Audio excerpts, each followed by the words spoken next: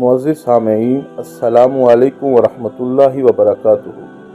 آج ہم جس پاکیزہ ہستی کا ذکر کرنے جا رہے ہیں اس پاکیزہ ہستی کا نام نامی اسم گرامی ام المومنین حضرت سودا سلام اللہ علیہا ہے۔ آپ حضور صلی اللہ علیہ وسلم کی دوسری بیوی تھیں۔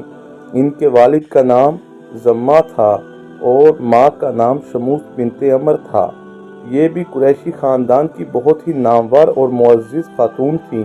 یہ پہلے اپنے چچا داد بھائی سکران بن عمر سے بیاہی گئی تھیں اور اسلام کی شروعات ہی میں یہ دونوں میاں بیوی مسلمان ہو گئے تھے اور کفار کے ظلم و ستم سے تنگ آ کر حبشہ کو ہجرت بھی کر چکے تھے۔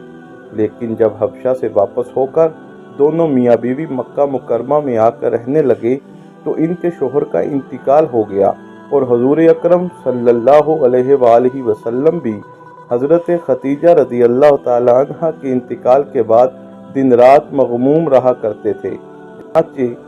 چنانچہ خولہ نے حضرت سودا رضی اللہ تعالیٰ عنہ کے باپ سے بات چیت کر کے نسبت طے کرا دی اور نکاح ہو گیا، اور یہ عمر بھر حضور صلی اللہ علیہ وآلہ وسلم کی زوجیت کے شرف سے سرفراز رہیں۔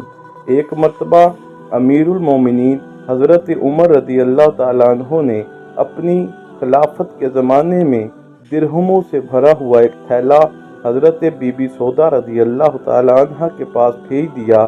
انہوں نے اس تھیلی کو دیکھ کر کہا، واہ، بھلا کھجوروں کے تھیلے میں کہیں درہم بھیجے جاتے ہیں۔